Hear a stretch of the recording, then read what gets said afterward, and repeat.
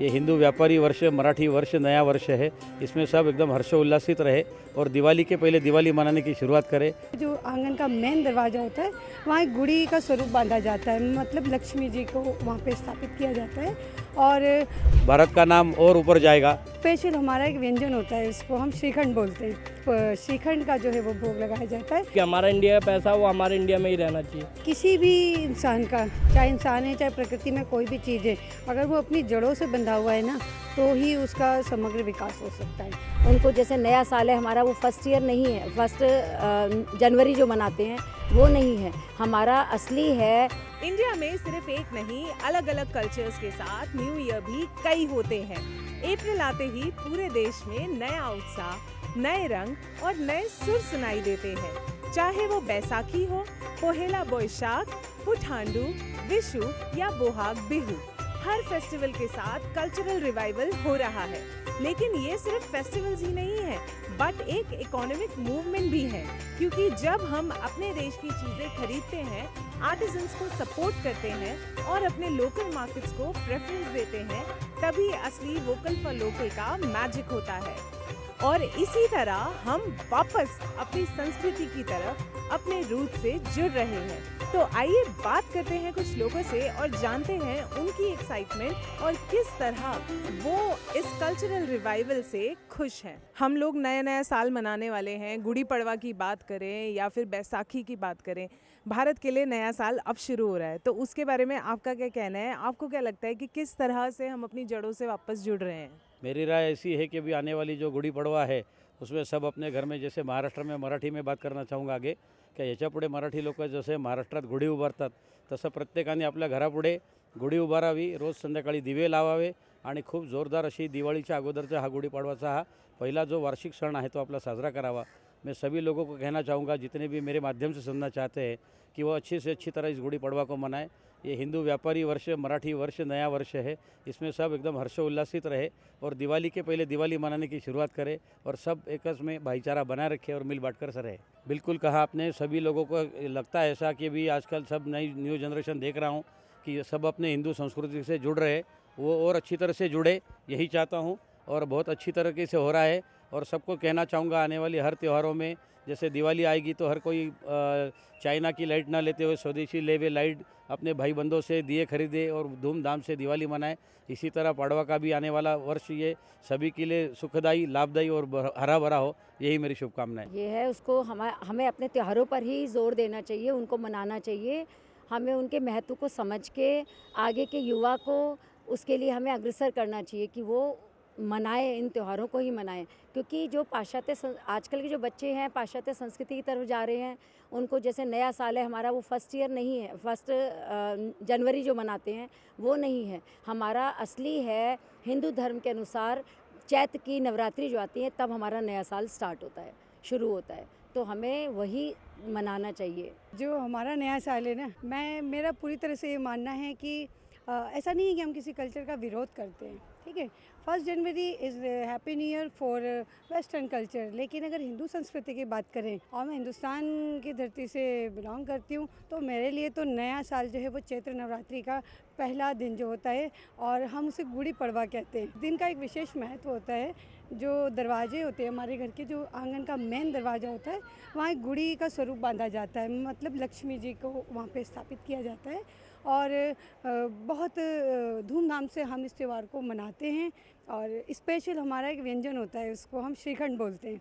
Actually I am Maharashtrian. वो श्रीखंड का जो है वो भोग लगाया जाता है और एक बहुत खुशी होती है। मेरी फैमिली में तो बहुत खुशी होती है मैम। किसी भी इंसान का, चाहे इंसान है चाहे प्रकृति में कोई भी चीज़ है, अगर वो अपनी जड़ों से बंधा हुआ है ना, तो ही उसका समग्र विकास हो सकता है, ठीक है। तो अगर कल्चर की बात करूं, हम हिंदुस्तानी हैं तो डेफिनेटली हमें हिंदुस्तानी कल्चर को फॉलो करना चाहिए।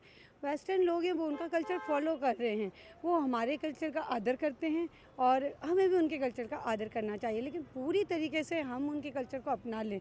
हाँ, उनकी कल्चर की अगर कोई अच्छी चीज़ें हैं तो डेफिनेटली हमें उसे अडॉप्ट करना चाहिए, उसके साथ आगे बढ़ना चाहिए, लेकिन जड़ों से तो अपनी ही जुड़े रहना चाहिए अगर हमें अपना अस्तित्व को बरकरार रखना है तो।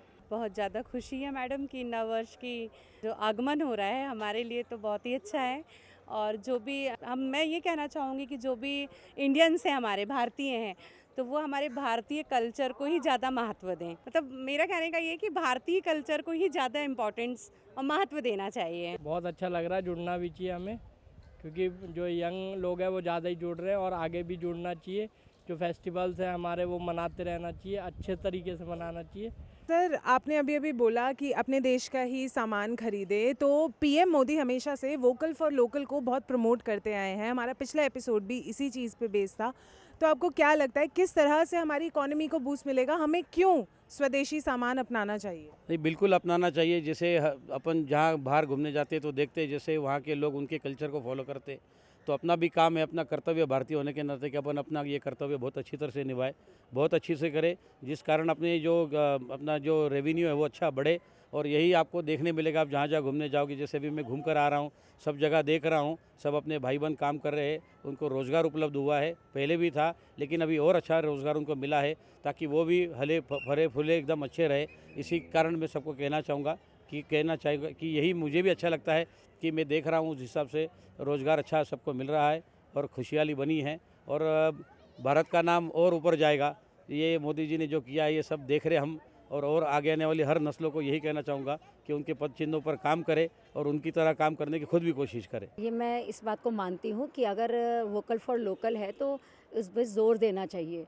हमें अपनी सभ्यता को, अपनी जो स्वदेशी वस्तु हैं उनको ही अपनाना चाहिए, उनका ही प्रयोग करना चाहिए। मतलब हम भी पूरी कोशिश यही करते हैं कि अपनी स्वदेशी वस्तुओं को ही अपनाएं, आगे के लिए यही है, हम उन्हीं का उपयोग करें। पूरी तरह से इस बात से सहमत हूँ कि यहाँ का जो लोकल व्यक्ति है, एक तो आप जब आपके त्यौहार हों, और सिर्फ त्यौहार ही नहीं, हमें अपनी अधिकतर जो भी शॉपिंग होती है, जितनी भी ज़रूरत की चीज़ें अगर हमें ख़रीदना है तो हम कोशिश करें कि हम अपनी स्वदेशी चीज़ें ख़रीदें। इससे क्या होगा, एक तो जो हमारे देश के व्यक्ति हैं उनकी बनाई हुई चीज़ें, हमें अपनी चीज़ें जो हमारी धरती से जुड़ी हुई हैं, हमारे देश की संस्कृति, एक तो हमें वो चीज़ें मिलेंगी। दूसरी बात, जो चीज़ें होंगी वो ज़्यादा प्योर होंगी। क्यों? क्योंकि वो हमारी ही यहाँ की चीज़ों से मिलकर बनी हैं, ठीक है, चाहे वो खाने की चीज़ें हुई, चाहे यूज़ करने की हुई, जो भी।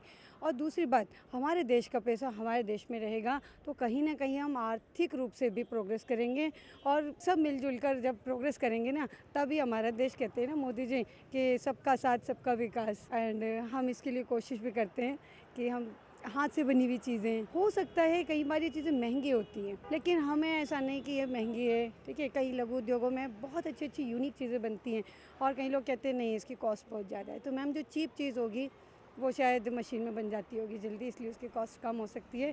लेकिन जब कोई कारीगर अपनी कला के साथ और उस चीज़ में अपना हुनर भी डालता है, अपना खून पसीना डाल के बना रहा है, डेफिनेटली उसका वो ज़्यादा वर्थ होगी। जैसे कि ये जो अपने वेंडर्स वगैरह हैं जो बेचते हैं, मेरा तो कहना ही है कि हम उनसे ही ज़्यादा सामान खरीदें, ताकि उनकी जो आर्थिक स्थिति है और हमारी इंडियन की जो इकोनॉमिक स्थिति है वो भी बहुत बेटर, बहुत अच्छी बने। मुझे बहुत अच्छा लगता है। एक्चुअली मेरे घर में जो मेरे मदर इन लॉज हैं, मेरे बच्चे, वो सब भी भारतीय कल्चर को बहुत फॉलो करते हैं और बहुत ही अच्छे से जो त्यौहार फेस्टिवल होते हैं बहुत अच्छे से मनाते हैं। तो मुझे भी बहुत अच्छा लगता है और मुझे प्राउड होता है कि मैं भारतीय हूँ। कि हम इंडिया के लोकल फॉर वोकल, वो अच्छा एक मोदी जी का मोटिव है कि हमें लोकल फॉर वोकल के लिए जाना चाहिए।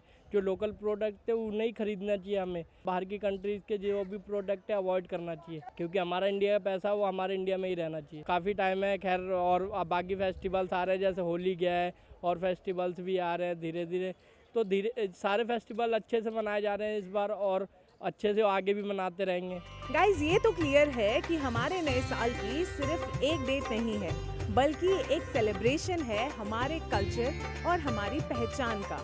हर फेस्टिवल के साथ हम सिर्फ एक नए साल को वेलकम नहीं करते, बल्कि एक पुरानी विरासत को नए अंदाज में जीने का मौका भी मिलता है।